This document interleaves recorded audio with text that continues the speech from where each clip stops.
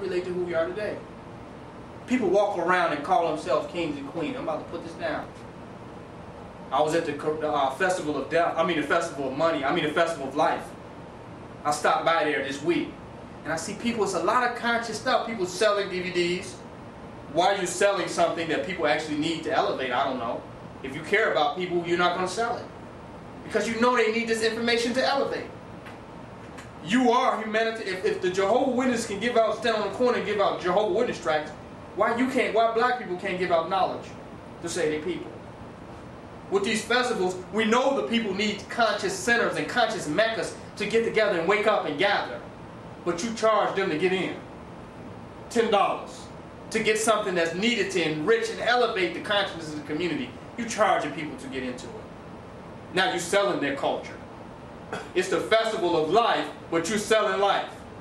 They say in the future we're going to be worried about people selling oxygen. They're selling your ass life when they charge you to get into a public park, to talk to your neighbors. They're selling you life. You're paying for life. How much can I pay to get in the park and breathe with the trees and get among some of my conscious people? I gotta pay you for this?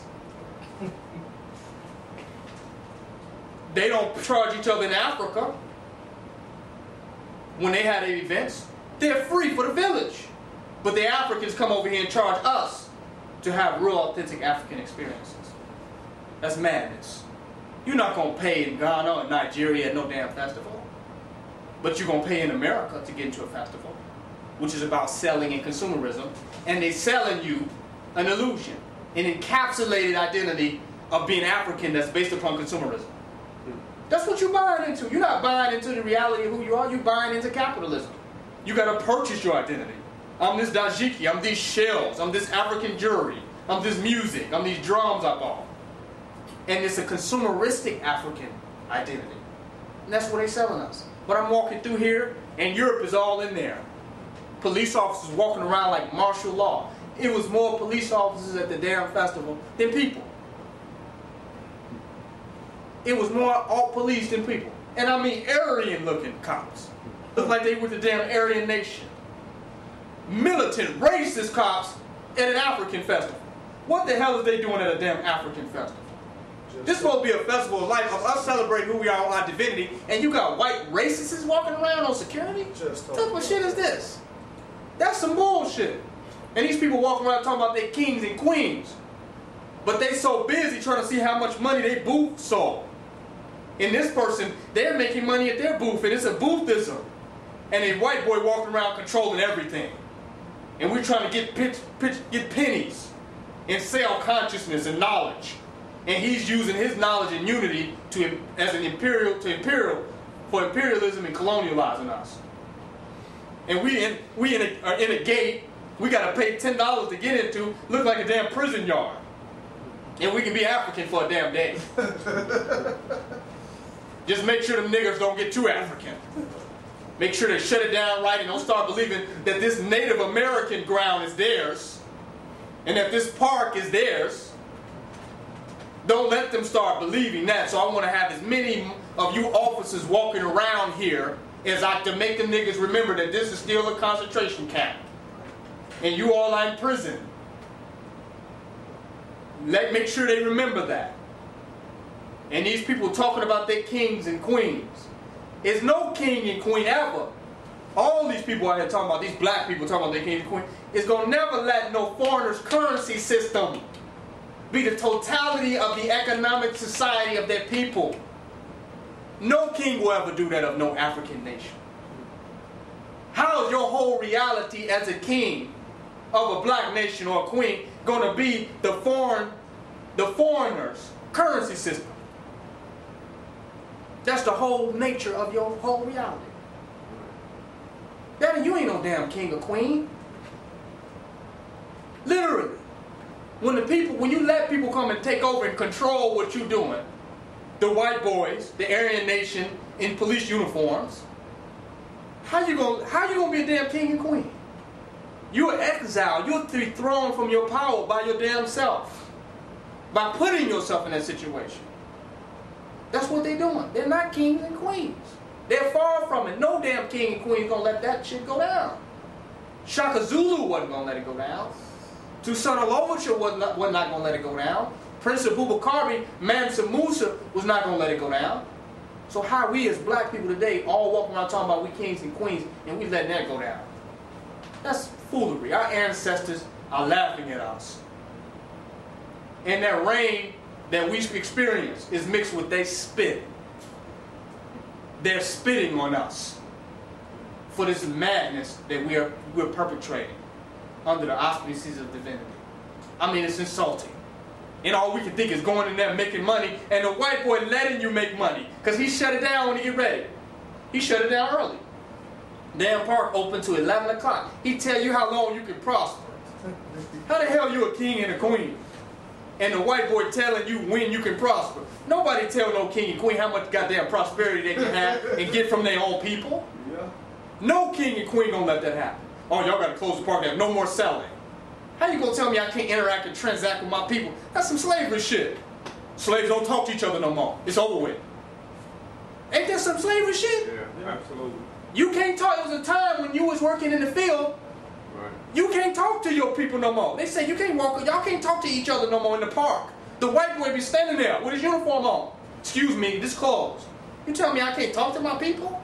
I saw a white boy standing over there at the festival, just looking over me talking to people. I said, this is some bullshit. You can't even talk to people after a certain hour at the festival. And y'all talk, this is an African festival? This is a festival of life? What the fuck are you all celebrating? What's being celebrated? So my point is that when money takes over us like that, we'll settle for that. Fighting against each other, who makes the most money? My booth didn't sell. You all have sold out. Sold your people out. All people can identify with being conscious. And people are going to be mad at me for this lecture. It's being able to sell stuff. As conscious as you can get is getting you a damn booth. That's our concept of being conscious. People, the more conscious they get, I'm going to give me a booth, have oils and incense, and I'm going to sell stuff. I'm conscious. So you mean the reality of being African is based in consumerism? Using the foreigner's currency system in economic competition with people you're supposed to be unified with? That's dividedness. You're economically divided. You cannot come together because it's not to your best selfish business interests for you to unify with your brother. You need your own clientele. So if you unify with your competition in an economic reality, then you lose your business. So you must choose business over nationalism. Therefore, you'll never be unified as long as the foreigner's currency system is your major way of doing business. Because it's not economically feasible. Why am I unified with these niggas? They're going to take my clients. They're going to find out what I'm doing. They're going to find out my spots. This is how we think when what we're doing is based upon an economic illusion, an economic reality that's set up to keep us in captivity. So my point is that these African festivals and these little events where they're charging us to go and stand on Native American ground because they stole this from the Native Americans. And they're charging us to go stand on these grounds. That's ridiculous. And our own people are participating in that. And people who consider themselves to be African got the colonialists, because the African people organized this. Them Africans can buy some land and throw an event and buy some of this rural land and throw an event and not have Europe there. But they don't want to do that. So they're supporting the colonialistic regime on African Americans. Because they throw these capitalistic ass events and bring Europe in on us, don't they? Who sets this up where all these police is out here walking around governing our people? Who's organizing this? Our African brothers and sisters. The same ones that sold us into slavery. Are setting up events and bringing Europe in to you know. And the reality is people who are afraid of somebody stealing from them. Because that's why they say, well, we need police, people gonna steal. The people who are most concerned about stealing are the people who want to give the less. Those who do not want to give are worried about somebody stealing from them.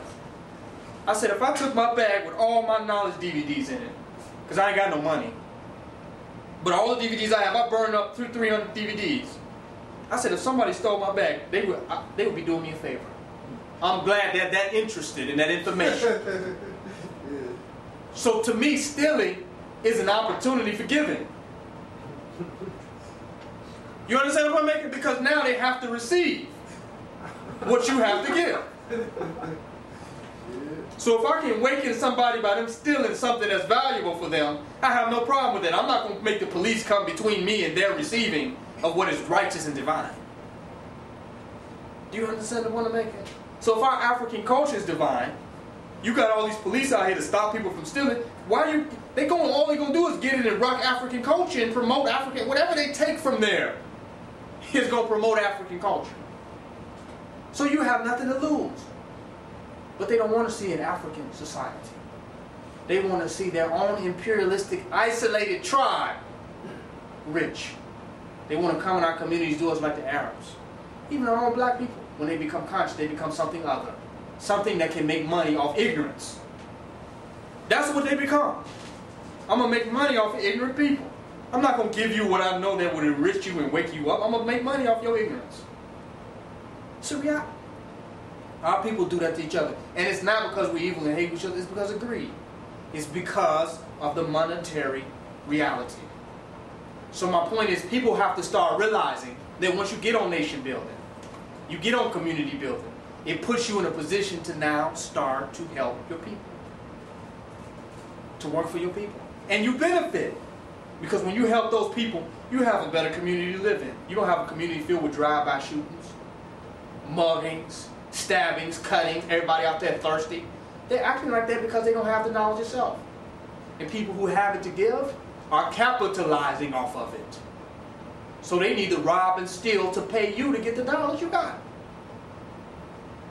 Literally, they need to sell drugs to be able to come and buy some of them $20 DVDs. Where are they going to get the money from? They don't want to work for the white man, right? That's why they're selling drugs. Because they are against the system. They'd rather be territorial and be on their own block and make some money in their own neighborhood, right? That's a territorial African consciousness. It's just being applied to the wrong thing. You see the point I'm making? But they're against the system. Your gangs were the new revolutionaries, which is the consciousness that Tupac came out of. The revolutionary consciousness turned into what you call gangs today. That is the next phase of revolutionary thinking. Misappropriated, but the same revolutionary mindset, people that are against the system and against the Europeans' rule, that's all a gang is. And they come up with their own means to aggrandize and enrich their group. The problem is that when we go out and we sell these expensive, necessary African items, they need to use the same means of economic exploitation, and extortion to get the money to pay for them. But you think that one of those African vendors is going to say, where did you get your money from? Well, I've been selling crack. Don't tell me what you do, but do you want this elephant? You want this dajiki? Do you want these shells? I don't care where you got your money from. That's not important. I don't care. So my point is that by charging people so much money for things, by being all about money, you're forcing them into white supremacy. They got to get a job. They got to rob somebody. They got to stick somebody up, right? And corporations are sticking people up. They're using more higher evolved methods. When you get on every bus and you see advertisement on there, that is psychological warfare. They're forcing you to want to buy something by bombarding you constantly with images. They're using higher forms of psychological robbery. You didn't want to buy that. Some of the restaurants block the streets with signs. You can't even walk around the street without seeing a sign. They're hijacking your mind. A person who steals something from you, you just lost that particular object. But a person who will go and psychologically rob your damn mind, that's the worst form of thievery you can possibly do. If a person steals your watch, you still got yourself. You still are here, right? You still exist. If they steal your car, you still here. But when they steal your goddamn mind, with advertisement and commercials and television and billboards on every street, when they steal your damn mind, what do you have left in? So my point is that